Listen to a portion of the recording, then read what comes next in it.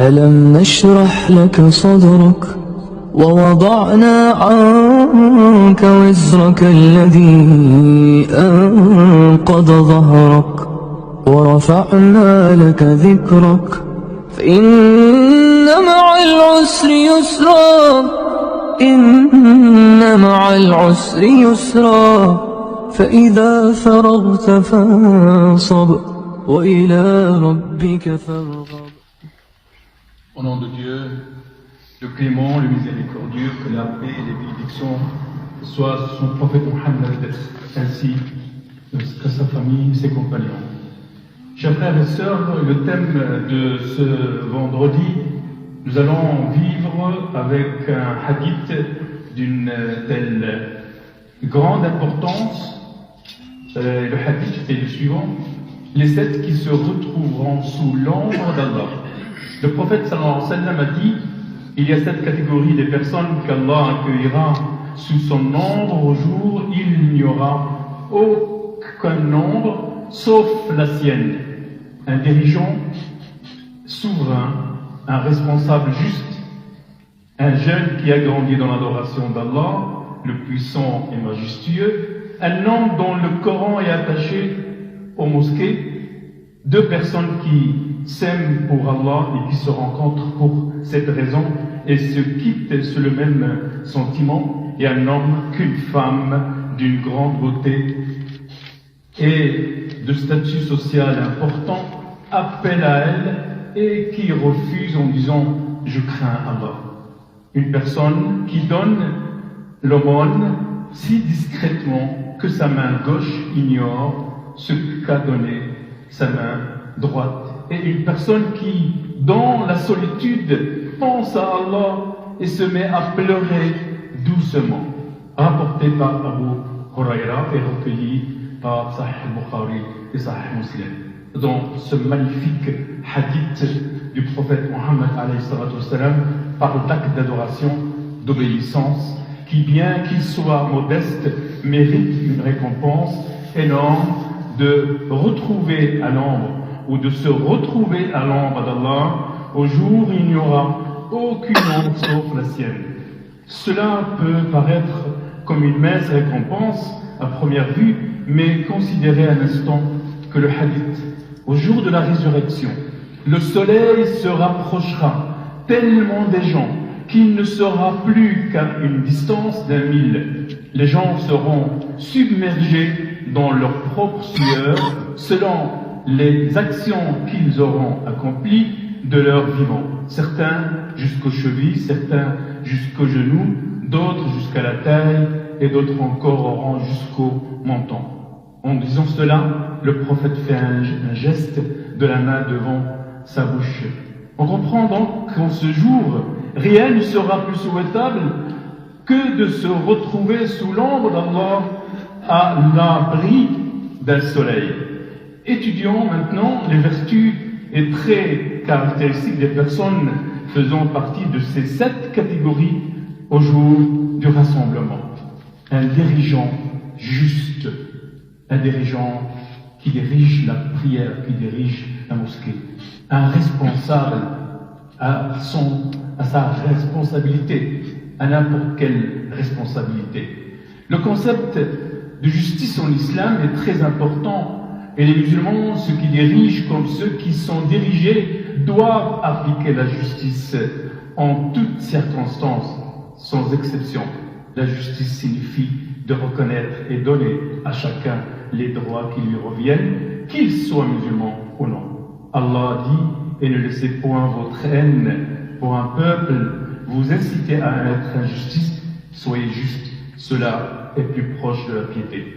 Malheureusement, même si nous le reconnaissons en théorie, nous l'oublions rapidement dans la réalité. Le concept de justice est encore plus important pour le dirigeant puisqu'il est responsable de son peuple et qu'il est le principal acteur de la justice dans son pays. Pour cette raison, le dirigeant qui sait se montrer juste fera partie des 7 catégories des personnes qui sont énumérées dans ce hadith. Deuxième catégorie, un jeune qui a grandi dans l'adoration d'Allah. Combien sont-ils nos jeunes dans cette période, qui sont en relation avec des gens lointains et qui sont absents dans leur entourage, chacun dans son ordinateur, mais ils oublient qu'ils doivent être connectés à Allah subhanahu wa ta'ala.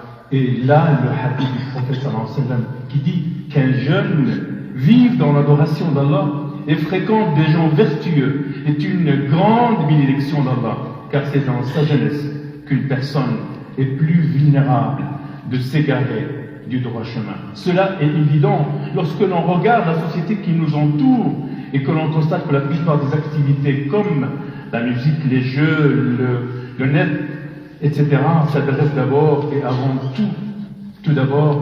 tout aux jeunes, comme nous serons avisés de tenir compte du conseil du prophète lorsqu'il dit profiter de 5 choses avant 5 autres. Troisième catégorie, un homme dont le cœur est attaché aux mosquées. Leur la sunna, encourage fortement les hommes à prier à la mosquée, car une énorme récompense qui est rattachée par chaque pas qu'il fait en direction de la mosquée l'élève d'un rang et lui efface un péché. Les anges prient sur lui. Allah l'exalté soit-il a dit par des hommes que les négoces et la transaction ne seraient distraire ni de l'invocation d'Allah, ni de l'accomplissement de la prière rituelle, ni l'acquittement de l'impôt social purificateur, car ils redoutent un jour où les cœurs et les regards seront bouleversés d'épouvante. Le quatrième catégorie, 2 personnes qui s'aiment pour Allah, qui se rencontrent par cette raison et qui se quittent sur le même sentiment. S'aimer mutuellement pour Allah est une des meilleures choses qui mènent au succès dans l'au-delà et qui nous font goûter à la douceur de la foi en ce monde. Et il signifie aussi que le musulman aime une autre personne seulement et uniquement parce que cette dernière suit la bonne voie, la voie rectiligne. L'apparence n'a pas de sens. Allah est puissant et majestueux. Dit, ceux qui s'aiment pour ma gloire seront illuminés et seront enviés des prophètes et martyrs. Le cinquième catégorie d'hommes avec un grand H, d'hommes qu'une femme de grande beauté et de statut social important appelle à elle et qui refuse en disant « Je crains Allah ». Ce monde est plein de tentations qui peuvent nous mener au feu de l'enfer, et parmi elles l'attirance pour les femmes et le contraire aussi. Combien d'hommes ont mené leur âme à la destination pour une femme, la seule chose qui puisse nous protéger contre le fait de succomber à ces tentations et à toute autre tentation à ce monde est la crainte révérentielle à Dieu.